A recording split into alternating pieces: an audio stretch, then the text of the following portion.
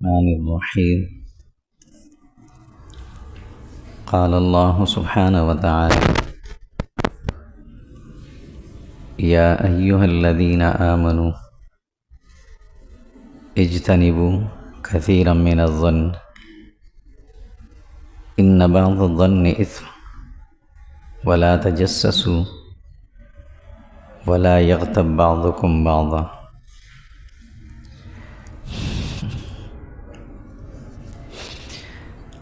دنیا کی اصطلاح میں مالدار اس شخص کو نہیں کہا جاتا جو زیادہ کماتا ہو، بلکہ مالدار اسے کہا جاتا ہے جو اپنی کمائی کی حفاظت کرتا ہو، اسے محفوظ رکھتا ہو، ضرورت کے موقع پر اسے استعمال کرتا ہو اور کسی کا محتاج نہ ہو۔ اسی طرح غریب اور مفلس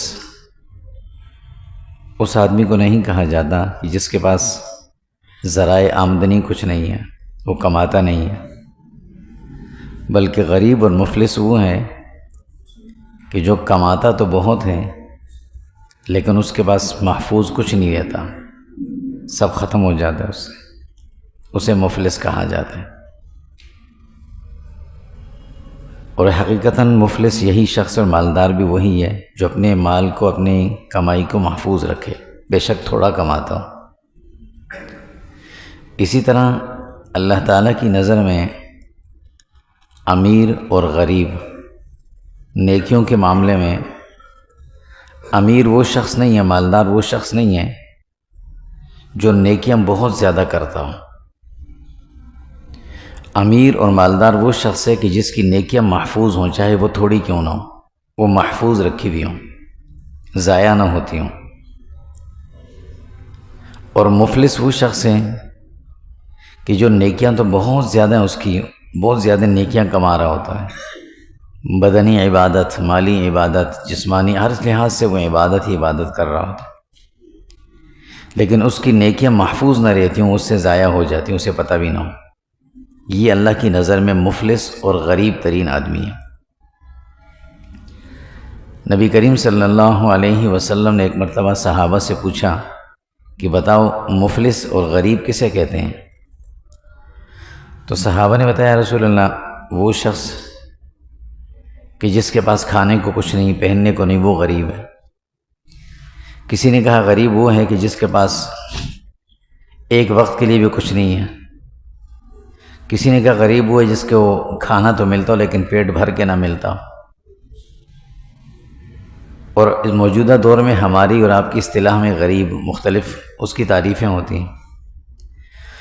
تو رسول اللہ صلی اللہ علیہ وسلم نے فرمایا نہیں، غریب وہ نہیں ہے، مفلس ایک ہوتا ہے غریب، ایک ہوتا ہے مفلس۔ مفلس اسے کہتے ہیں کہ جس کے پاس تھا بہت کچھ، یکدم ختم ہو گیا، اور یہ بڑا مشکل مرحلہ ہوتا ہے۔ ایک آدمی ابتدا سے محدود آمدنی کے ساتھ چل رہا ہو، وہ چل رہا ہے، اپنا وقت گزار لیتا ہے، اتنا پریشان نہیں ہوتا، لیکن ایک وقت جب ایک شخص جب بہت زیادہ وسعت کا عادی ہو، اس کے پاس مال کی فراوانی ہو، اس پر جب مشکل وقت آتا ہے اس کے لیے بڑا مشکل ہوتا ہے پھر اسے گزارنا، کیونکہ وہ عادی ایسا ہو چکا ہوتا ہے۔ تو رسول اللہ صلی اللہ علیہ وسلم نے فرمایا کہ مفلس وہ آدمی ہے کہ جس نے دنیا میں بہت سی نیکیاں کی تھی، نیکیاں تو اس کی بے شمار تھیں، فرمایا پہاڑوں کے برابر تھیں، احد کے پہاڑوں جتنی نیکیاں تھیں اس کے پاس، پہاڑ جتنی، لیکن دنیا میں کسی کی حق تلفی کی تھی، کسی کا مال لیا تھا، کسی کو مارا تھا، کسی کی سے بدتمیزی کی تھی، کسی کی غیبت کی تھی۔ اب جب اللہ کے سامنے قیامت کے دن وہ پیش ہوگا تو یہ سارے لوگ وہاں جمع ہوں گے، اپنا اپنا حق مانگیں گے، اور یہ نیکیوں کی شکل میں ان کا حق ادا کرتا جائے گا، اپنی نیکیاں ان کو دیتا جائے گا۔ آخر میں ایسا ہو جائے گا کہ اس کے پاس نیکیاں ختم ہو جائیں گی اور وہ حق لینے والے ابھی بھی باقی ہوں گے۔ وہ اپنا مطالبہ کریں گے تو اللہ کہیں گے کہ ایسا کرو، اس کے پاس اب دینے کا کچھ نہیں رہا، تم اپنے سارے گناہ اس کے ذمہ ڈال دو، تمہارے جو گناہ ہیں وہ اس کے کھاتے میں ڈال دو تاکہ تمہیں کچھ نہ کچھ مل جائے۔ اب اللہ کے نبی صلی اللہ علیہ وسلم نے فرمایا کہ یہ آدمی مفلس تھا کہ جس نے نیکیاں تو بہت کی تھیں لیکن وہ نیکیاں اس کی سب ضائع ہو گئیں، یہ مفلس ہے۔ اللہ کی نعمتوں میں سے سب سے بڑی نعمت یہ ہے کہ انسان کو اپنی نعمتوں اپنی نیکیوں کی قدر ہو جائے اور ان کی حفاظت کی توفیق مل جائے۔ یہ بڑی نعمت ہے انسان کے پاس کہ جو نیکیاں اس نے عبادت کی شکل میں کی ہوں وہ محفوظ رہ جائیں، اسے محفوظ رکھ لے اپنے پاس۔ یہ سب سے بڑی نعمت ہے، سب سے بڑی اس کی نیکی ہے انسان کی۔ اور کسی انسان کی برائی میں سے سب سے بڑی برائی یہ ہے اس کے ساتھ کہ اسے یہ پتہ ہی نہ ہو کہ اس کی نیکیاں سب ضائع ہو چکی ہیں، اسے اندازہ ہی نہ، وہ یہ سمجھ رہا ہو کہ میری نیکیاں میرے پاس محفوظ ہیں۔ انسان کی نیکیاں کیسے ضائع ہوتی ہیں؟ مال تو انسان کو نظر آتا ہے نا، کماتا ہے، محفوظ رکھتا ہے، پھر جب وہ ضائع ہوتا ہے تو انسان کو پتہ چلتا ہے، کہیں نہ کہیں اسے روک لیتا ہے یا کوئی نہ کوئی اسے منع کر دیتا ہے، گھر والے کہہ دیتے ہیں، بڑے کہہ دیتے ہیں، بچے کہہ دیتے ہیں کہ کیوں ضائع کر رہے ہیں، اسے ضائع نہ کریں۔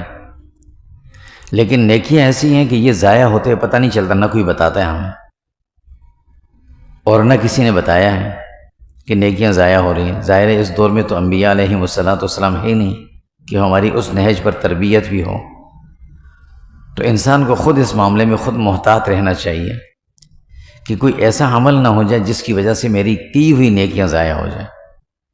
ایک تو وہ انسان نے کچھ کیا ہی نہ ہو، اسے پھر اتنا افسوس نہیں ہوتا کہ میں نے تو کیا ہی نہیں تھا، اور ایک وہ انسان نے بہت کچھ کیا ہو اور وہ ضائع ہو گیا، اسے بڑا افسوس ہوتا ہے اور واقعی اس کا نقصان بھی ہے۔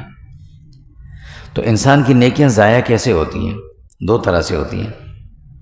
ایک صورت تو یہ ہے کہ انسان کی نیکیاں ضائع ہو جاتی ہیں، ختم ہو جاتی ہیں، اور ایک صورت وہ ہے کہ انسان کی نیکیاں ضائع تو نہیں ہوتی لیکن اس سے پاس سے اڑ کر دوسرے کے پاس چلی جاتی ہیں، کی ایک نے اور چلی گئی دوسرے کے پاس۔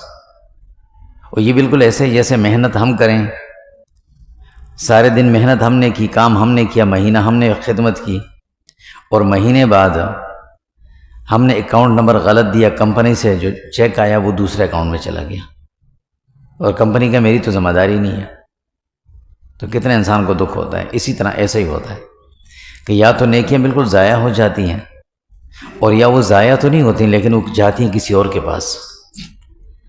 جن چیزوں سے نیکیاں ضائع ہوتی وہ کون سی؟ موٹی موٹی چیزیں۔ ایک تو یہ کہ انسان اپنے آپ کو شرک سے بچائے۔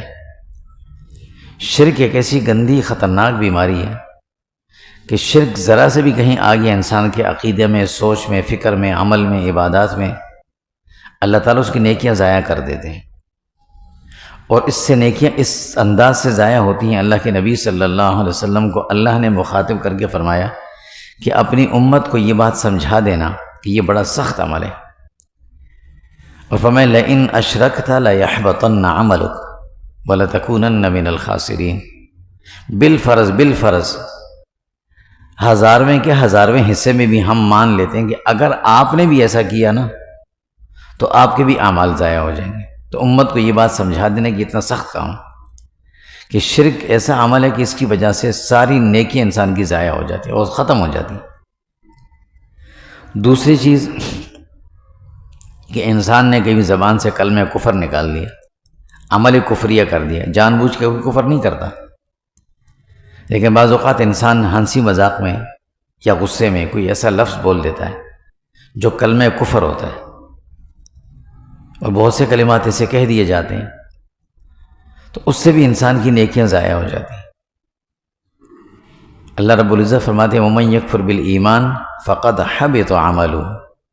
ایمان کے بعد جس نے کفر کا عمل کر دیا یا کفریہ کلمہ کہہ دیا یا کفار کے ساتھ مل کر ان کو کفریہ کوئی وہ تھا کوئی عمل تھا اس میں شریک ہو گیا، اس کو اچھا سمجھا، یا دین کے کسی عمل سے نفرت کا اظہار کر دیا کسی بھی رکن سے، تو فرمایا یہ کفر کی طرف چلا گیا، اور جب گیا تو اس کی نیکیاں سب کی سب ضائع ہو گئیں، اسے پتہ بھی نہیں چلا، ختم ہو گئی، جل گئیں۔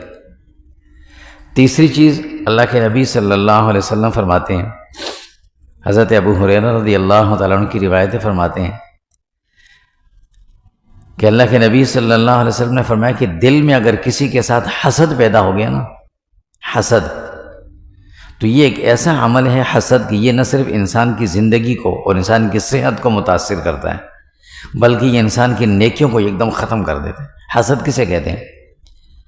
کسی انسان کے پاس کوئی چیز دیکھی، کسی کو کوئی چیز ملی، نعمت، اس کو دیکھا، کسی کے بارے میں سنا اور اسے برداشت نہیں ہو کہ کیوں اس کے پاس یہ چیز ہے، بلا وجہ فلاں کو یہ چیز کیوں ملی ہے، فلاں اتنا کامیاب کیوں ہو گیا، فلاں اتنا آگے کیوں نکل گیا، دل میں یہ حسد لے لی اس کے ساتھ، اس کو کہتے ہیں حسد۔ اب جو آدمی محنت کر کے آگے جا رہا ہے وہ تو آگے جاتا رہے گا، یہ حسد کر کر کے اپنے آپ کو نقصان میں ڈالتا رہے گا۔ یہ حسد ایک ایسی بیماری ہے کہ دنیا میں جو سب سے پہلے، ابھی دنیا میں بلکہ آسمانوں پر جو سب سے پہلا گناہ ہوا تھا، سب سے پہلا کائنات میں جو پہلا گناہ ہوا تھا وہ حسد کا ہی ہوا تھا۔ ابلیس نے آدم علیہ السلام سے حسد کی تھی، اسی بنیاد پر اس نے سجدہ نہیں کیا تھا، اور قیامت تک وہ دنیا میں ذلیل ہوگا، اور قیامت کے بعد اسے، بلکہ قیامت کے جب آئے گی تو اس کے بعد اس کے ساتھ جو معاملہ ہوگا وہ جہنمی ہوگا دائمی طور پر۔ یہ حسد ایسی خطرناک چیز ہے۔ اور دنیا میں آنے کے بعد جو پہلا گناہ ہوا تھا انسانوں سے وہ بھی حسد کی بنیاد پر ہوا تھا۔ آدم علیہ السلام کے ایک بیٹے نے دوسرے کو جو قتل کیا تو حسد کی بنیاد پر کیا تھا۔ اور اللہ کے نبی صلی اللہ علیہ وسلم فرماتے ہیں قیامت تک جتنے قتل ہوں گے قاتلین کو اتنا گناہ ملتا رہے گا، اتنا ہی گناہ اس قاتل اول کے حصے میں جائے گا جس نے قتل کی بنیاد رکھی تھی، وہ بھی حسد کی وجہ سے تھا۔ ابو ہریرہ رضی اللہ تعالیٰ عنہ فرماتے ہیں کہ اللہ کے نبی صلی اللہ علیہ وسلم نے فرمایا ایاکم والحسد، بھئی تم خاص طور پر حسد سے بچنا، تمہیں خاص طور سے کہا جاتا ہے کہ بچنا، اپنے آپ کو بچانا۔ کیوں؟ یہ حسد نیکیوں کو ایسے کھاتی ہے کما تأکل النار الحطب، فرمایا جیسے آگ سوکھی لکڑی کو کھا جاتی، جلتی بھی آگ میں سوکھی لکڑی پھینک تو پتہ بھی نہیں چلتا، فرمایا اس طرح کھا جاتی، ضائع ہو گئی، کسی کے کام نہیں آئی۔ اور چوتھی چیز جس سے انسان کی نیکی ضائع ہوتی ہے، جو عام ہے، وہ ریاکاری ہے۔ دکھلاوے کے لیے کوئی نیک عمل کیا جائے وہ ضائع ہو جاتا ہے، چاہے وہ مالی معاونت ہو کسی کی، جسمانی مدد ہو کسی کی، زبانی کسی کے ساتھ ہمدردی ہو، یا وہ اللہ کی عبادات میں سے کوئی عبادت یا بدنی یا مالی ہو، کوئی بھی ہو، ریاکاری کی بنیاد پر ہو، دکھلاوے کے لیے ہو، دکھلانے کے لیے ہو، تو وہ ضائع ہو جاتی ہے، اس سے کوئی فائدہ نہیں ملتا، چاہے وہ کتنی بڑی نیکی کیوں نہ ہو۔ اللہ کے نبی صلی اللہ علیہ وسلم نے صحابہ سے فرمایا تھا کہ مجھے اپنی امت کے آخری فرد تک کے بارے میں یہ خطرہ نہیں ہے کہ میری امت کا کوئی فرد شرک اکبر کرے گا، لیکن شرک اصغر کا مجھے ڈر ہے۔ تو صحابہ نے پوچھا رسول اللہ شرک اصغر کیا ہے؟ فرمایا ریاکاری ہے۔ اصغر اس کو اس لیے کہا گیا کہ اس شرک کو کرنے والا اس کو شرک سمجھے گا نہیں، بت پرستی کرنے کے لیے کسی کو کہا جائے تو کوئی نہیں کرے گا، بھئی یہ گناہ ہے، لیکن ریاکاری ہی ہر کسی سے ہو جائے گی۔ انسان اپنی نیت سے کے اندر اخلاص پیدا کریں، باقی اگر کوئی دیکھتا تو الگ بات ہے، لیکن اگر ایک شخص کی نیت ہی دکھانے کی ہو تو یہ ریاکاری۔ اللہ تو نیتوں پر فیصلہ فرماتے ہیں، اس لیے ہر عمل کے اندر کوئی بھی عمل انسان کرے خالصتاً صرف اور صرف اللہ کی رضا کی خاطر کریں، چاہے وہ چھوٹا کرے چاہے وہ بڑا کرے، خالصتاً اللہ کی رضا ہو اور احسان کے ساتھ ہو۔ اللہ کے نبی صلی اللہ علیہ وسلم ان تعبد اللہ کأنک تراہ، اس طرح سے اللہ کے لیے عمل کریں جیسے اللہ ہمارے سامنے کھڑے ہیں، ہم ان کے ساتھ معاملات کر رہے ہیں، اس طرح سے۔ تو جتنا ہو سکے انسان اپنے آپ کو حسد اور ریاکاری، یہ دو چیزیں بڑی خطرناک ہیں۔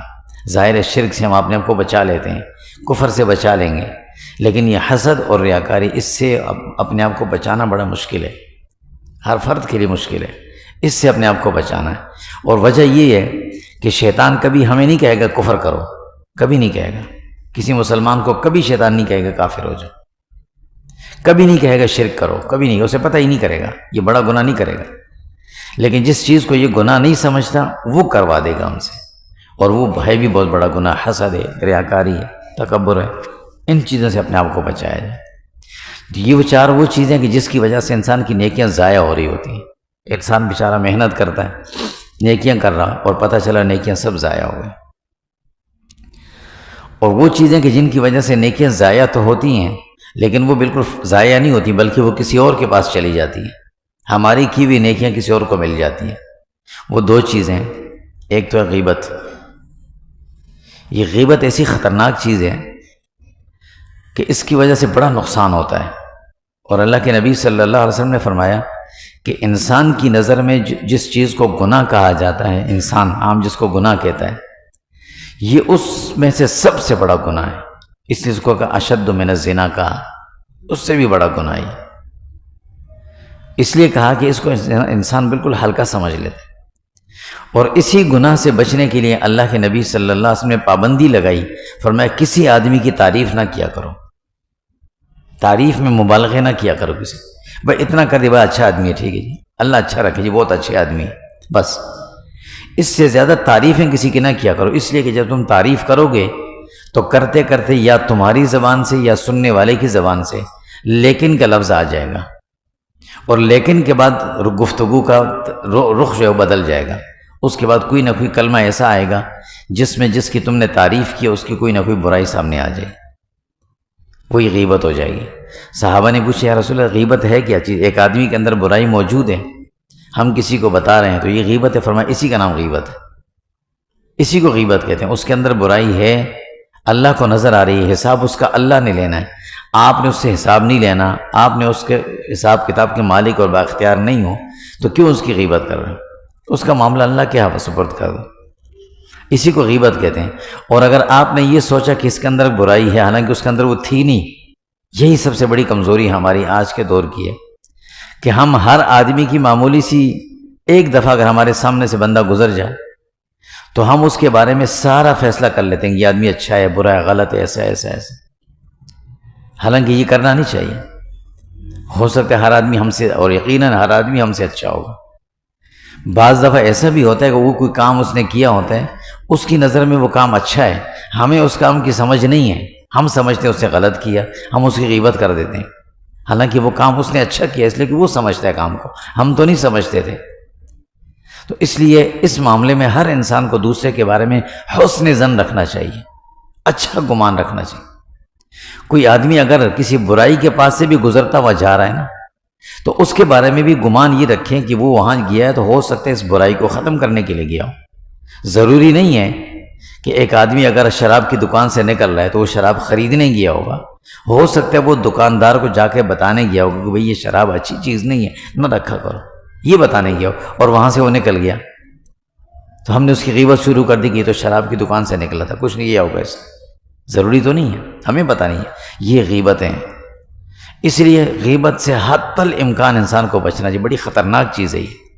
اللہ سبحانہ و تعالیٰ فرماتے ہیں کہ وَلَا يَغْتَبْ بَعْضُكُمْ بَعْضًا أَيُحِبُّ أَحَدُكُمْ أَن يَأْكُلَ لَحْمَ أَخِيهِ مَيْتًا۔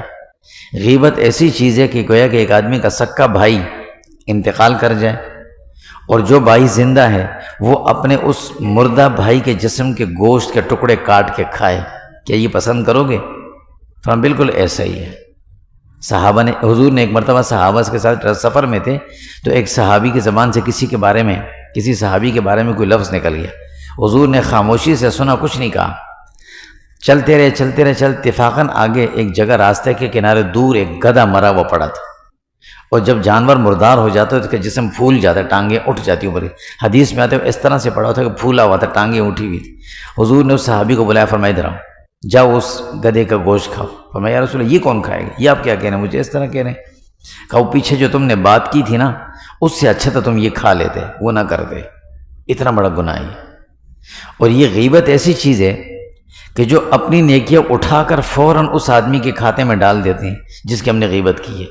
ہماری نظر میں وہ برا تھا لیکن ہم نے اپنی ساری نیکیاں اس کو دے دی، سب نیکیاں۔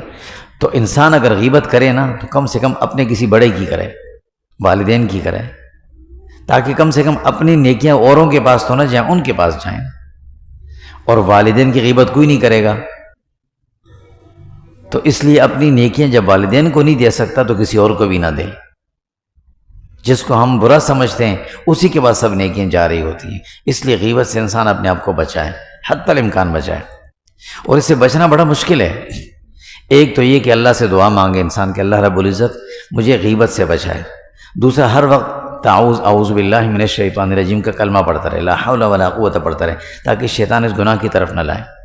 اور تیسرا اپنے ماحول اپنی مجلس کے اندر جتنے بھی لوگ ہیں نا، ان کے ساتھ یہ بات باقاعدہ شیئر کریں کہ بھئی اگر کبھی ہماری زبان سے غیبت کا لفظ نکلے نا، تو ہم میں سے جتنے ساتھی دوسرا ٹوک دے اسے، کسی کے بارے میں غیبت ٹوک دے فوراً، بھی کیا کر رہا تم غیبت کر رہے ہو. اس لیے کہ بعض اوقات بولنے والے کو اندازہ نہیں ہوتا، وہ بول رہا ہوتا ہے، سامنے والے بیچارے شرما حضوری میں سن رہے ہوتے ہیں. تو سامنے والوں کو اپنے دوست احباب میں یہ بات کہہ دینی چاہیے کہ میں اگر کسی کی غیبت کروں تو آپ مجھے فوراً روک دو، آپ کرو میں فوراً روک دوں گا. یہ نیکی ہے، اس لیے کہ جس کی غیبت کر رہے ہیں اپنی نیکیاں اس کے پاس جا رہی ہیں ساری. اور دوسری چیز جس کی وجہ سے انسان کی نیکیاں دوسرے کے پاس جاتی ہیں وہ ہے ظلم. کسی پر ظلم کیا، کسی کا حق کھایا، کسی کو مارا، کسی کو ڈانٹ ڈپٹ کی، کسی کو گالم گلوچ کی ہو، ناجائز طریقے سے کسی کا مال کھا لیا، کچھ بھی کر لیا، یہ نیکیاں خود بخود اس کے پاس چلی جائیں گی. قیامت کے دن اللہ اس کا فیصلہ کریں گے، فرمائیں گے اپنی نیکیاں دو حصے. اب وہ جتنی پر راضی ہو اس کی مرضی ہے. کسی کا دنیا میں قرض لیا تھا واپس نہیں کیا. بعض دفعہ ہم قرض کو قرض سمجھتے ہیں، یہ مہر بھی قرض ہوتا ہے. یہ جو مہر ہوتا ہے نا، نکاح کے وقت جو مہر رکھتے ہیں، یہ ایک عجیب سوچ چل پڑی ہے کہ نکاح کے وقت میں بعض دفعہ لوگ رکھتے ہیں، لکھ تو یہ بہت زیادہ لکھ دو، 5 لاکھ 10 لاکھ 20 لاکھ لکھوا دو. ذہن میں کیا ہوتا ہے؟ دیں گے کون؟ یہی سب سے بڑا گناہ ہے. یہ مہر قرض ہوتا ہے، جو لکھ دیا یہ دینا لازمی ہے، قرض ہے. اگر کسی شوہر نے بیوی کا مہر ادا نہیں کیا، دونوں میں سے ایک دنیا سے چلا گیا، خاص طور پر شوہر اگر چلا گیا ادا نہیں کیا تھا، تو قیامت کے دن یہ مقروض اٹھے گا اس بیوی کا، وہ اسے اپنا قرض لے گی. اور وہاں سب اجنبی ہوں گے. یوم یفر المرء من اخیہ و امہ و ابیہ و صاحبتہ و بنیہ. وہاں کوئی کسی کو نہیں پہچانے گا پھر کہ یہ میرا شوہر ہے، یہ میرا بھائی ہے، یہ میرا بیٹا ہے. کس لیے؟ ہر ایک کی کوشش یہ ہوگی کہ اس کی ساری نیکیاں میرے پاس آ جائیں.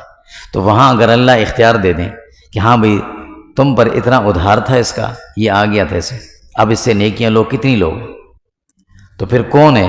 دنیا میں اگر کسی کو اختیار نہیں بھی ملتا، ہم کسی پر دعویٰ کرتے ہیں بلا اس کی جو کسی حق ہے، اور فام حق نے بھی فلاں نے مجھے اتنا مال لے گیا، اتنا مال میرا لے، اتنا لیا، تو قیامت کے دن ہر بھی دعویٰ کرے گا کہ مجھے اتنی نیکیاں چاہیے، اس کی مجھے اتنی چاہیے، مجھے اتنی چاہیے. تو ہوگا کیا کہ وہ سب نیکیاں اس کے پاس چلی جائیں گی جس کا حق لے کر دنیا سے آدمی گیا ہے. اس لیے دنیا میں اپنے آپ کو ظلم سے بچانا چاہیے. اور ظلم یہ نہیں ہے کسی کو مار دیا ظلم، اس کو ظلم کہتے ہیں.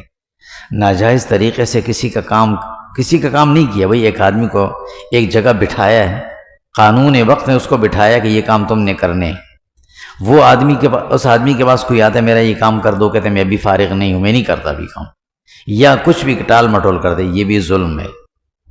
وہ بھی اس وقت بیٹھا ہوا ہے اور اس کا کام نہیں کر رہا.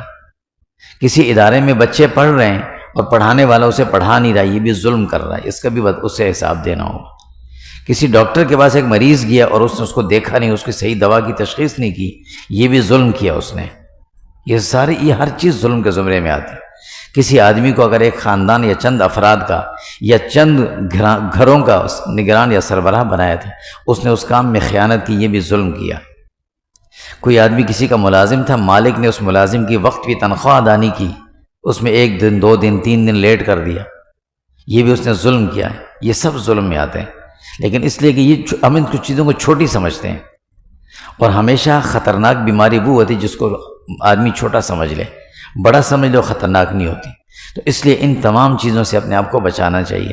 غیبت اور ظلم یہ دو وہ چیزیں ہیں کہ جو انسان کی نیکیاں خود بخود دوسروں کے پاس منتقل کر دیتی.